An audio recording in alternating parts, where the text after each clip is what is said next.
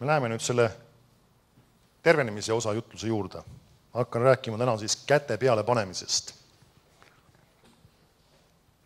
Ühe hetke veel lihtsalt häälestame ennast nagu ka palves, et ma võiksin teada, mis suunas just liikuda, et Jumal võiks selle olulise asja just meisse panna tänasi. Isa, ma tulen usus sinu ette. Isa, et sinu sõna võiks muuta inimesi. Isa, et sinu vaim saaks välja valatud inimeste üle. Isa, et sinu tervendav vägi puudutab inimesi. Isa, et me usus võime sinu sõnast kinni haarata. Ja isa, need printsiibid ja tõed, mis ma jagan, isa, ma tänan sind, et need kannavad vilja inimeste elus. Isa, et me näeme täna muutusi, tervenemisi, vabanemisi. Ja isa, ma tänan sind, et sinu vägi on meile kätte saadav. Me oleme ootuses siin selles paigas. Ja isa, ma tänan sind, et need, kes usus haaravad kinni sinu sõnast, need näevad seda sõna ka oma elus reaalsusena. Isa, ma tänan sind kõige selle eest, mis sa teed siin Jeesuse nimel. Aamen. Aamen. Lämme Mattuse evangeeliumi 16. peatükki. Ja siin on üks üsna tuntud kirjakoht. 15. salmist loen Mattuse 16:15. Ja see ütleb niimoodi. Need on Jeesuse sõnad oma jüngritele ja võin olla täiesti kindel meile, kui me oleme Jeesuse jüngrid. Ja ta ütleb niimoodi siin siis. Minge kõike maailma ja kuulutage evangeeliumi kõigele loodule. Kes usub ja keda ristitakse, see saab õndsaks. Ehk siis tänapäeval ütleme päästetud. Aga kes ei usu, see mõistetakse hukka. Aga tunnustähed järgivad neid, kes usuvad. Kas sa märkad, siin ei ole öeldud need, kes on jutlustajad, vaid ütleb neid, kes usuvad. Minu nimel nad ajavad kurja vaime välja, räägivad uusi keeli, võtavad üles madusid ja kui nad mõnd surmajooki joovad, ei tee see neile mitte kahju. Ja nüüd see viimane osa on see, mille ma eriti täna keskendun. Haigete peale nad panevad käed ja need saavad terveks. Haigete peale nad panevad käed ja need saavad terveks. Heebrea kirjas räägitakse ühest 6 erinevast alusõpetusest Heebrea kirja lõpupoole. Ja üks nendest alusõpetustest, millele seal viitab, on käte peale panemine. Piiblis räägitakse käte peale panemisest päris mitmetes kirjakohtades. Need on ikka parasjagu, täna ma käin päris mitmendist läbi ka. Ja me näeme, kuidas Jumal kasutab seda printsiipi inimeste tervendamisel. Me näeme seda sama käte peale panemise printsiipi kasutatakse ka püha vaimuga täitumisel. Ja kasutatakse ka inimeste või jutlustajate, ütleme siis Jumala sulaste ametisse õnnistamisel. Aga täna ma keskendun just sellele, et pannakse käsi peale selleks, et inimesed võiksid terveks saada. Niisiis Piibel õpetab käte peale panemist. Esimene üks väga oluline element, mis ma juba tõin välja, on see, et see kirjakoht ei ütle, et haigete peale võivad käsi panna ainult need, kes on jutlustajad või kes on pastorid või evangelistid või mis iganes ametis, vaid ta ütleb, need, kes usuvad, panevad haigete peale käsi. Tähendab seda, et kui sina usud Jeesusesse, kas sina võid haigete peale käsi panna.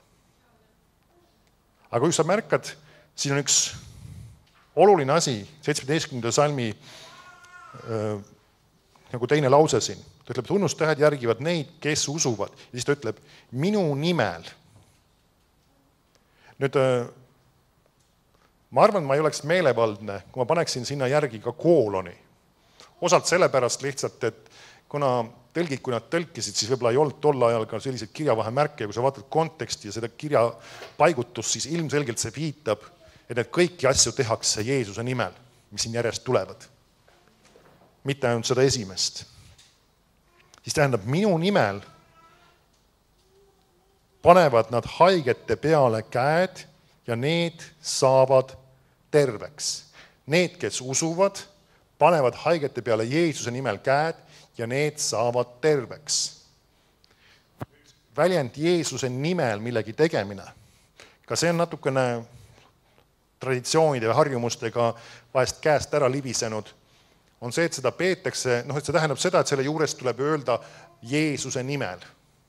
Nüüd see ei tähenda tingimata, et selle juures tuleb öelda Jeesuse nimel, vaid meil tuleb teada, mis tähendab kellegi nimel millegi tegemine.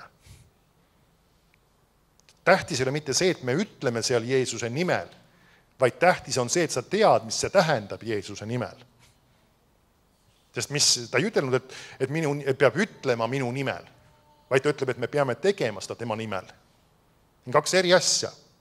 Nüüd see ei ole vale ilmselgelt öelda selle juures Jeesuse nimel, aga meil tuleb teada, mis tähendab Jeesuse nimel. Nüüd, kui mina saadaksin sind mingil kombel, ütleme, meie seadusandluses on see kindlasti võimalik ka. Näiteks abikaasade puhul on see kindlasti väga selgelt, aga on võimalik teist inimest volitama, ennast esindama. Kas pole nii? Sa lähed kellegi teise nimel või kellegi teisele volitatuna midagi tegema. Sul on mingisugune volikiri kaasas, sinna on kirjutatud, et sa tohid seda teist kolmandat teha. Näiteks, kui meil oli mingi aeg tagasi, ütleme, autoga sõitmiseks pidi olema igal juhul alati volikiri olemas. See, kes oli auto omanik, kirjutas sulle konkreetse dokumendi, pani sinu nimed andmed sinna sisse ja ütles ja volitas sind, et sina võid nüüd tema autoga. Ja nüüd, kui sa oleks selle autoga teinud avarii, siis see kindlustuse probleem oleks selle auto juhi kraesse jooksnud nii-öelda. Sest tema nii-öelda kraesse kogu see probleem tulnud, mis selle kindlustusega tuleb ajada. Ja see oleks sinu arvele nii-öelda, sina oleks pidanud sellega tegelema nii-öelda. Sarnaselt, nüüd küll teise külje pealt, see tähendab seda, et kui Jeesus ütleb, et tema nimel pannakse haigete peale käed, siis ma ütlen sulle üks asi, mis see tähendab. See tähendab seda, et just kui Jeesus ise paneks haigete peale käsi, sina oled tema esindaja. See ongi Jeesuse nimel millegi tegemine. Sina paned haigete peale käed ja see on sama hea, kui Jeesus paneks haigete peale käed. See ongi kellegi nimel millegi tegemine. Et see on see sama, kui ma ütlen Jeesuse nimel, siis see ei ole ainult see üksik lause, mida me ütleme, vaid see on usk sellesse, et kui Jeesus ütles, et mina panen haigete peale käed ja nemad saavad terveks, siis see on sama hea, et kui minu käsi läheb, siis läheb ka Jeesuse käsi. Sest ma kuuletun talle, sest tema on öelnud, ma peaksin haigete peale käsi panema, järelikult ma olen talle sõnakuulelik, nüüd ka tema käsi läheb selle inimese peale. Kui mõni ütleb, et ma tahan, et Jeesus mind puudutaks, kui sinu peale pannakse käed, siis Jeesus sind ka puudutab. Ma oleks tahtnud olla ka sel ajal elus, kui Jeesus oli maa peal ja kui tema pani haigete peale käsi, ta paneb täna ka sinu peale käsi. Nüüd mitte mingil kombel ei ütlema seda, et mina oleks Jeesus, unustas üks asi ära, aga ma lihtsalt kuuletun Jeesusele, teen seda Jeesuse nimel ja seda võib ka iga teine kristlane teha ja panna haigete peale käsi Jeesuse nimel ja Jumal tervendab selle kaudu. Jeesus tuleb ja tervendab. Sa teed seda Jeesuse nimel, see on siis volitusega Jeesuse käest ja tema on selle taga. Vägi tuleb tema käest, ligiolu tuleb tema käest, volitus tuleb tema käest. Me ei saa kunagi öelda, kui inimesed saavad terveks, meie tegime nad terveks, Jumal tegi nad terveks, aga me peame kuuletuma, et see vägi võiks meie kaudu voolata. Niisiis, Jeesuse nimel me paneme haigete peale käed, selle volitusega, mis tema on andnud ja tema on see, kes tervendab. Nüüd vaatame natukene, selleks, et üldse meil võiks olla usku sellesse käte peale panemisesse, meil on vaja kuulda Jumala sõna sellest. See ei ole lihtsalt üks traditsioon, see ei ole kombetalitus, see ei ole ka lihtsalt niisugune, ütleme, inimlikus traditsioonis on kena käitumine, võib-olla ka eestlastel rohkem sisse hakanud juurduma, et tehakse, kui Leene lahku, peideks talle kalli või käteldakse kättpidi. See on ka üks puudutus ja see on niisugune emotsionaalne, ütleme, asi, mis ei ole midagi halba. Aga nüüd saame aru, kui me paneme haigete peale käsi, see ei ole emotsionaalne puudutus. See ei ole lihtsalt ilus komme. See ei ole niisugune õla peale patsutamine. Pole viga, läheb üle. Vaid see on koht, kus sina usud, et Jumal sind tervendab. Vaata, mis siin toimus Ma loen sulle Markuse evangeeliumi 7. peatükist. Terve hulga erinevaid kirjakohti loen nüüd selles, just kus me näeme, kuidas inimesed said terveks just käte peale panemise kaudu.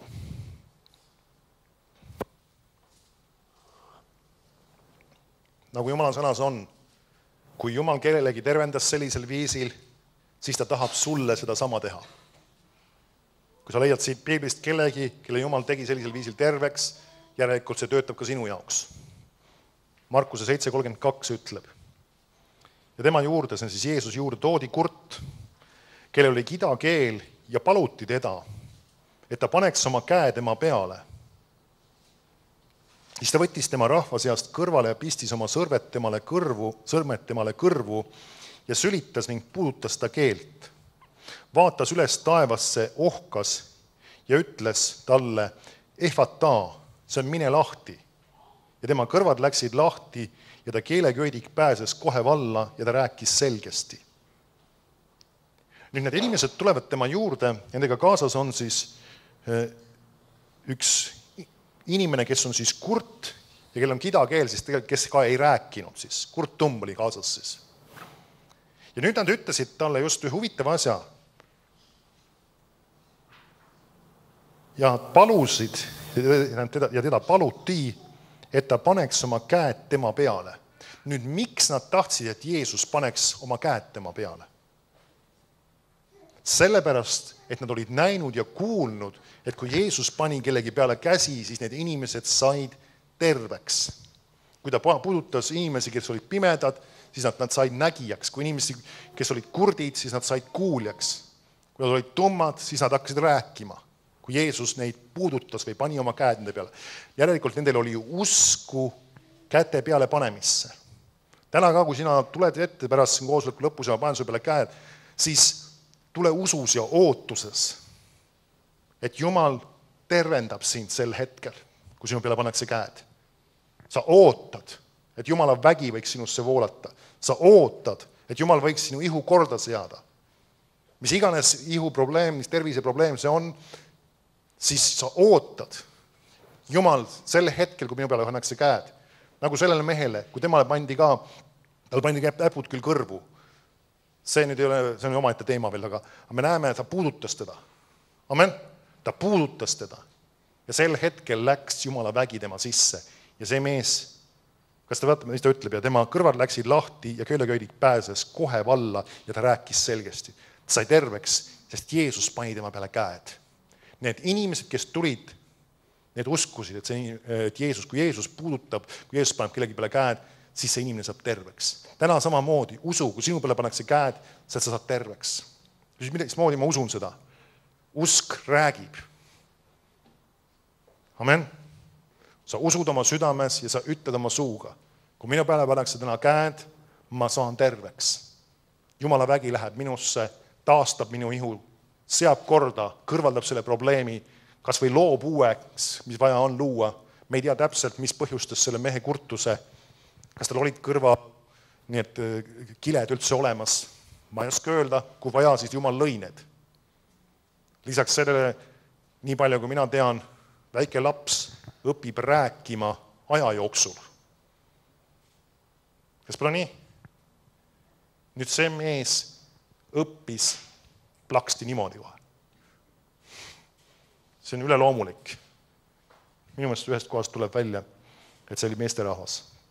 Ta mõtlen just jällegi ingliskeelse tõlki kaudu.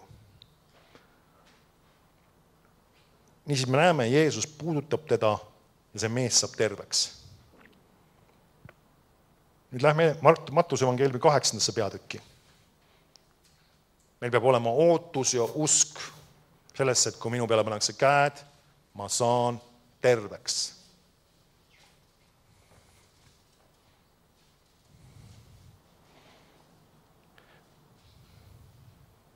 Tegelikult enne kui me sinna lähme ühte teise kirja kohta, mis on sulle tuttav juba. Markuse evangeeliumi 5. peatüki ja 25. salmi. Usk räägib seda, mida ta ootab. Kui sina usud, et sinu peale pannakse käed, siis sinu suu ja see saab terveks tähendab, kui su peale pannakse käed, siis sinu suu ka räägib seda.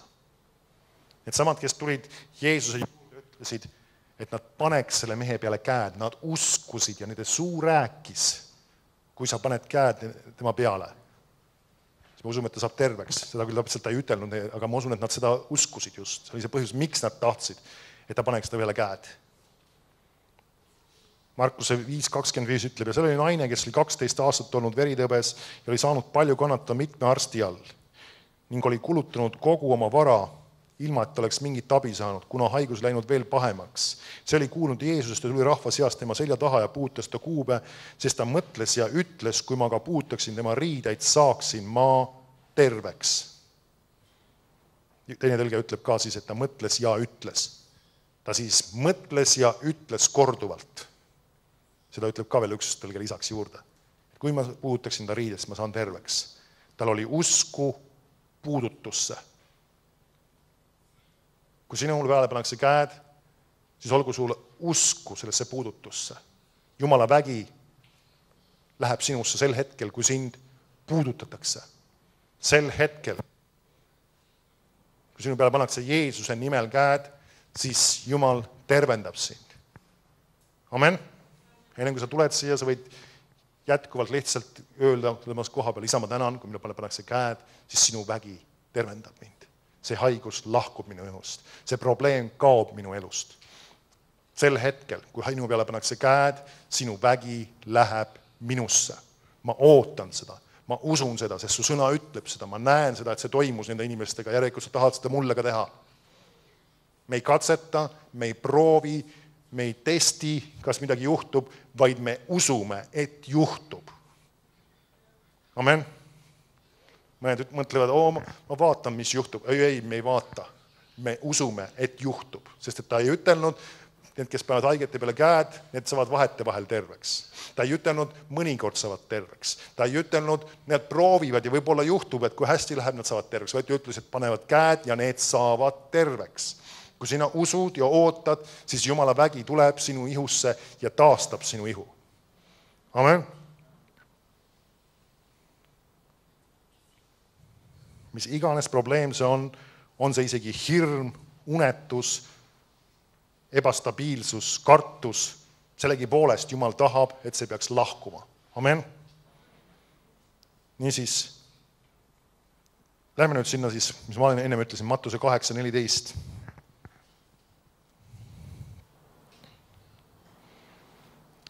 Mattuse 8.14.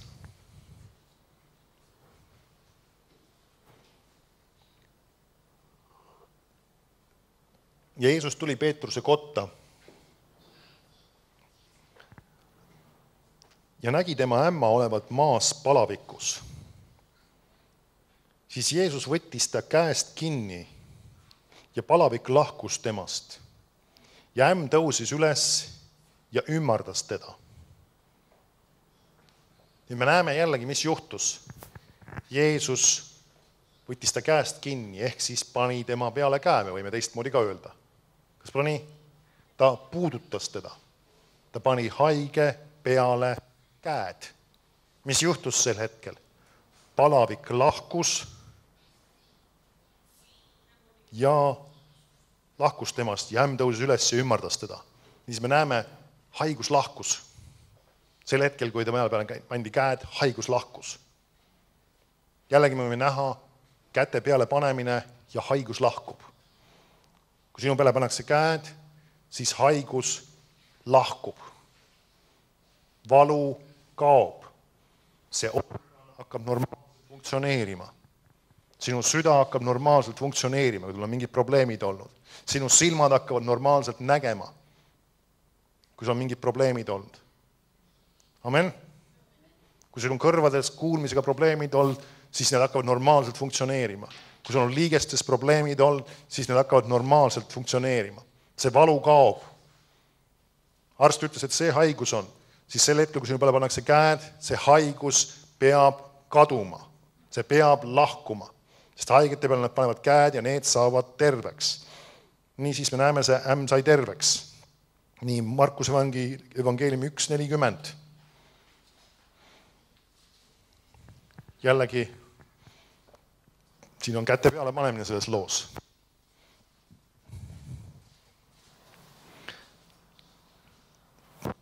Markuse 1.40 ütleb niimoodi. Ütleb, ja kui tema juurde tuleb, siis Jeesus juurde tuleb pidaja tõbine, palub teda ja heidab ta ette põlvi ning ütleb temale, kui sa tahad, võid sa mind teha puhtaks. Ja Jeesus lakkas temast hale meel, ta sirutas oma käe ja puudutas teda ja ütles talle, ma tahan, saa puhtaks, ja kohe lahkus pidajatõbi temast ja ta sai puhtaks. Mida Jeesus tegi? Sirutas oma käe ja puudutas teda. Ja ütles, ma tahan, saa puhtaks, ja kohe lahkus pidajatõbi temast ja ta sai puhtaks. Ta sirutas oma käe ja puudutas teda. Jällegi haigete peale pandi käsi ja see haigus lahkus sel hetkel. Amen. Jällegi see puudutus. Tänu Jumalale. Jumala tervendav puudutus on see, mis taastab sinu ihu. Ja see haigus peab lahkuma. Sinu vererõhk peab normaalseks minema. Sinu liigesed peavad normaalselt hakkama funktsioneerima. Amen. Mis iganes selle haiguse nimi on, see lahkub.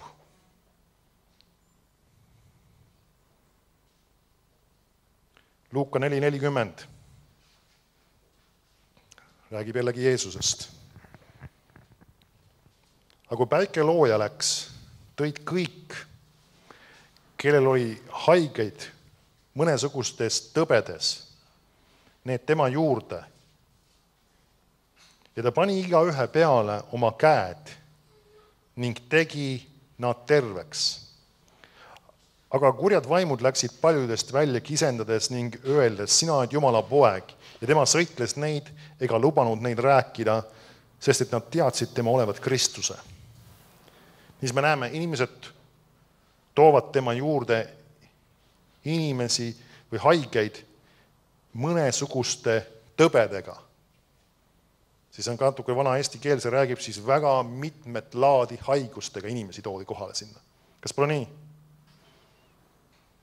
Ja nüüd ta paneb igaühe peale käed ja teeb nad terveks. Mis ta tegi? Ta jällegi puudutas ja need inimesed said terveks.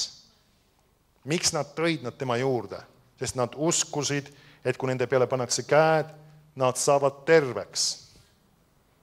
Nad ei proovinud, nad ei katsetanud, nad uskusid, et kui nende peale pannakse käed, nad saavad terveks. Ja Jeesus pani nende peale käed ja nad said terveks. Ja me näeme ka, isegi kui kurjad vaimud olid seal neid sidumas, ka need läksid välja. Amen. Nüüd tingimata ei pea olema mingisugused ilmingud selle asja juures, aga kui see peaks juhtuma, me ei peaks ehmuma sellest. Nii.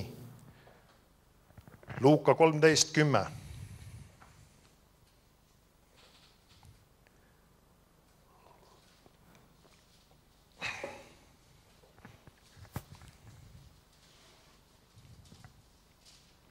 Luuka 13.10 ütleb, ja ta oli õpetamas, räägib jällegi Jeesusest. Oli õpetamas ühes koguduse kojas hingamispäeval. Vaata, seal oli naine, kellel oli olnud haiguse vaim 18 aastat. Naine oli küürus ega saanud ennast sugugi sirgeks ajada. Ja teda nähes kutsus Jeesust enese juurde ja ütles talle, naine, sa oled lahti oma haigusest. Ja ta pani oma käed tema peale ja kohe ajas naine enese sirgeks ja andis Jumalale au. Nüüd see on üsna huvitav kirjakoht jällegi. See naine on seal küürus, ta on haige, Jeesus ütleb, sa oled lahti oma haigusest ja nüüd ta kutsub ta enese juurde ja ta paneb oma käe tema peale ja sel hetkel, kes ajas ennast sirgu? See naine ajas ennast sirgu. Mismoodi? Sest et ta uskus seda, mida Jeesus talle öelnud. See on üks printsiip, mida Piibel õpetab. Tee seda, mida sa ennem ei saanud teha. Kui sinu peale pannakse käed, siis usus ja ootuses, et sel hetkel see probleem lahkub. hakka tegema seda, mida sa ennem ei saanud teha. Kui su jalg oli valus, siis hakka seda liigutama, sest Jumala vägi on läinud sinna ja sind terveks teinud. Kui sa ei saanud ennem kõndida korralikult, siis kõnni julgelt ringi ja tee seda, mida sa ennem ei saanud teha. On mõningad organid, mida me ei saa otseselt midagi nendega teha. Kui sa südamega olid probleemid, sa ei saa otseselt midagi spetsiifilist teha sellega. Ja no Jumala, sa võid lihtsalt tõsta oma käed ja kiita Jumalat tervenemise eest. Amen. Või on mingisugune muu sükene asi, aga kui midagi sellist, mida sa saad teha, liigutada, mitte testida, kas sa oled terveks saanud, vaid usus teha, et sa oled terveks saanud, et sa usud, et sa oled terveks saanud, sellepärast sa teed seda. Sa ei saanud enam oma kätt korralikult üles tõsta, sa tõstad selle julgelt üles, sest sa tead, Jumala vägi läks ja tervendas mind. Mitte ma ei testi, kas mu käsi sai terveks, vaid ma usun, et mu käsi sai terveks ja sellest ma tõstan ta ülesse. Sama naine tegi just seda. Jeesus ütles, sa oled lahti oma vaevast ja ta ajas oma küüru sirgu, sest ta teadis, et ta on terveks saanud. Sest et Jumala vägi on tulnud temasse. Tema peale pandi käsi. Ja sel hetkel ta tegi seda. See on üks väga oluline asi. Kui sul peale pannakse käed, tee seda, mida sa ennem ei saanud teha. Usus, et Jumala vägi on tulnud sinusse. Usus, et Jumal on sind taastunud. Usus, et Jumal on sind tervendanud. Aga kui ma tunnen seda valu edasi, siis hakka vaikselt liigutama selle suunas, sest et Jumal vägi on läinud sinusse. Usus, et sa oled terveks saanud. Usus, et sa oled terveks saanud. Aga kui ma ei tunne ennast teistmoodi, usk ei vaata selle peale, mida sa tunned, vaid usk vaatab selle peale, mida Jumala sõna on öelnud, sest haigete peale nad panevad käed ja need saavad terveks. Sa hakkad tänama Jumalat selle hetkel, ütled, isa, ma tänan sind, sinu vägi on läinud minusse. Sinu ligi olla. Kui sa ei tunnegi ennast teistmoodi, siis Jumala sõna ütleb, et sinu vägi on läinud minusse. Sinu sõna ütles, et ma saan terveks sel hetkel. Aga ma ei tundnud ennast teistmoodi, aga Jumala sõna ütles, et sa said terveks. Sa pead uskuma enne, kui sa näed. Sa pead uskuma enne, kui sa tunned. Sa pead uskuma enne, kui sulle see füüsilises maailmas kogetav saab. Ja kui sa oled uskunud, siis see saab ka reaalsuseks. Ma õpetasin seda mitmel korral ka ennem siin, kui me usume, et Jumal teeb meie elus midagi, siis me ei usu mitte sellepärast, mis me tunneme. Uskmatu Toomas ütles ka, kui ma näen Jeesuse küljes seda auku ja tema kätes neid naelajälgi, siis ma usun, et ta on surnust üles tõusnud. Aga Jeesus ütles, õndsad on need, kes usuvad, aga ei näe. Kui me tahame Jumala õnnistustest osa saada, siis me peame uskuma ennem, kui me tunneme ennast teistmoodi. Uskuma ennem, kui me näeme probleemi lahendatuna. Ennem, kui me tunneme, et meie füüsilise ihus on muutunud, me usume, et Jumala vägi on tulnud meie sisse. Sellepärast ära tule selle ootusega, et ma pean midagi tundma. Vägi puudutas mind, vägi langes mu peale. Ma tundsin surinad, ma tundsin judinaid, ma tundsin nagu välk lõi minust läbi. See ei ole oluline element, sa pead tulema usus, sa võtad vastu tervenemise sel hetkel. Sa ei pruugi mitte midagi tunda, aga sellegi poolest sa võid terveks saada. Sa võid tunda, aga see ei ole see, mida me ootame. Me ei oota emotsiooni, me ei oota kogemust, me ei oota ilmingut. Me ootame seda, et Jumala tervendav vägi tuleb meie ihusse ja me saame terveks sel hetkel. Hästi kristlased ajavad selle enda jaoks nii sassi ja nad ootavad mingit kogemust, nad ootavad mingit ilmingut, nad ootavad mingit väepuudutust, nad ootavad emotsiooni. Me peame ootama seda, et me saame terveks. Ta ei ütelnud, et sa saad emotsiooni, sa ütles, et sa saad terveks. Ta ei ütelnud, et sa pead tingimata saama mingisuguse erilise väepuudutuse, vaid ta ütles, et sa saad terveks. See on see, mida me peame ootama. Amen. Et me usk oleks õiges kohas, õiges suunas, ja me võtame sel hetkel selle vastu. See on meie oma. See naine ka, ta sirutas usus oma selja. See on nüüd terve, see on nüüd korras, sest et Jeesus ütles, ma olen lahti sellest haigusest. Amen. Apostlite 28:8.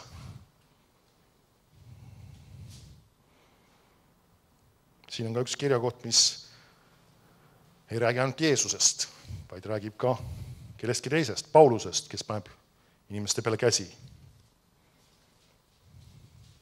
Apostli 28:8 ütleb. Ja sündis, kui Publiuse isa oli haige maas palavikus ja kõhutõves, et Paulus läks tema juurde, palvetas ja pani oma käed ta peale ning tegi ta terveks. Pani oma käed tema peale ning tegi ta terveks. Ta pani käed peale ja see inimene sai terveks. Meil peab olema usku käte peale panemisse. Sealt, kus ma alustasin, Markuse evangeeliumist. Jeesus ütles, minu nimel, ja ma panen selle viimase lausega kokku, panevad nad haigete peale käed ja need saavad terveks. Minu nimel, Jeesuse nimel, nad panevad haigete peale käed ja need saavad terveks. Amen. Kui sa oled täna siin ja sul on mingisugune haigus, mingisugune tõbi, mingisugune valu, mis iganes laadi see on, mingisugune probleem, mis iganes laadi, tule ette, Jumala vägi on sinu jaoks siin paigas. Kui Jeesus oli ühes kohas õpetamas, selle kohta oli öeldud, issanda vägi oli seal, et neid terveks teha. Jumala vägi on täna siin, et sind terveks teha. Tõuseme, eriti kes just tahavad, et nende peale pannakse käed, tule ette poole julgelt. Teised võivad kohal palves, usus, ootuses. Alguses võivad meesterahvad igaks juhuks olla ka püüdjateks inimeste selja taga. Mis iganes laadi probleem sul on, mis iganes laadi häda see on, tule siia ette poole, teeme võib-olla reakese üksteise kõrval. Teised oleme palves kaasas, ootuses, usus, et Jumal puudutab neid inimesi, Jumal tervendab neid inimesi. Tänu sulle, Isa. Kiitus sulle, Isa. Te võite natuke ettepoole isegi astuda siia. Astu paar sammu ettepoole isegi siia. Tänu sulle. Tänu sulle, Isa. Tulen iga ühe juurde järjest. Tänu sulle, Isa. Ma ootan lihtsalt, et Jumala vaim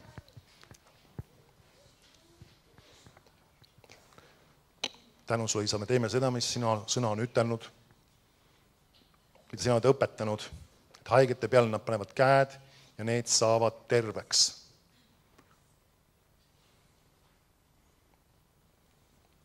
Halleluuja. Ma ei kiirusta täna, kuna meil on siin aega. Võtan aega iga ühega võib-olla natuke rääkida, isegi võib-olla küsida. Üks, mis on väga oluline ka käte peale panemise juures, see on seesama, et sa hoiad oma usu sisse lülitatuna ka pärast seda, kui sinu peale on pandud käed. Miks ma seda rõhutasin väga palju, et me ei oota niivõrd mingit kogemust. Nüüd see ei ole vale, mis juhtub. Mõni inimene vast kukub väes või tunneb eriliselt Jumala ligiolu. See ei ole vale. Aga me ootame, me võtame vastu tervenemise sel hetkel. Kui sa ei näe praegusel hetkel otseselt kohe muutust või ei tunne teisse või asju, siis see on aeg lihtsalt Jumalat tänada. Täna õhtul minu peale pandi käed, ma tänan, Isa, et ma olen terve. Sinu sõna ütles, et haigete peale nad panevad käed ja need saavad terveks. Jätkuvalt täna Jumalat edasi selle eest. Mitte, et ma saan ühel päeval, vaid ma tänan Jumalat, see läks minu ihusse. Sinu vägi on minust tegutsemas. Mõni inimese puhul see tervenemise ilmnemine võib olla samm-sammuline. Mõne inimese puhul on see ühel hommikul, ta hakkab üles, plaksti, kõik on läinud. Mõni erinevalt moodi, kus iganes see ilmneb, see ei oma tähtsust. Põhiline on see, et sa usud, see vägi läks sinusse. Sest Jumala sõna ütleb, et haigete peale nad panevad käed ja need saavad terveks. Mitte meie tunne ei ole oluline küsimus, vaid see, et sa usud. Amen. Me oleme õpetanud seda jätkuvalt siin. Ja me kindlasti paneme uuesti ka teiste kordade jälle käsi peale, kui vaja on inimestele. Aga selles mõttes, et me usume, et see ei olnud lihtsalt üks proovimine, see ei olnud üks, ei tea, kas midagi sünnib, vaid sa usud, et Jumal on sinust tegutsemas. Amen. Selline usk on midagi sellist, mis teeb üleloomulikku. Tuleb meelde üks tunnistus, kus üks naisterahvas, tegelikult ta lasi oma valuda küll oma jalaprobleemide pärast ja tal oli üks varvas oli puudu. Ma ei tea, kas oli sünnist saadik lausa. Ja ta lihtsalt tänas Jumalat selle eest, selle uue varva eest ja selle taastumise eest tema jalgas oli mingid muud probleemid seal veel. Ja tema jalg taastus ja talle kasvas uus varvas. See ei ole loomulik asi. Mitte ta lihtsalt ei läinud, ei ole vaja midagi pikemaks, vaid sinna hakkas uus kasvama lihtsalt, hakkas järjest tulema ja kasvas tuli täiesti õiges mõõdus varvas pärast kõik. Et erinevad asju Jumalal võib teha väga hämmastavaid asju, kui ta lihtsalt järjepidevalt tänas Jumalat selle eest, et see on tema oma. Või tuleb meelde üks lugu, kus üks meesterahvast oli tõsiselt haige. Ta oli nii-öelda kogu organism oli nii, et ta oli niivõrd nõrgaks muutunud ja ta ei suutnud isegi enam nii-öelda eriti ringigi käia.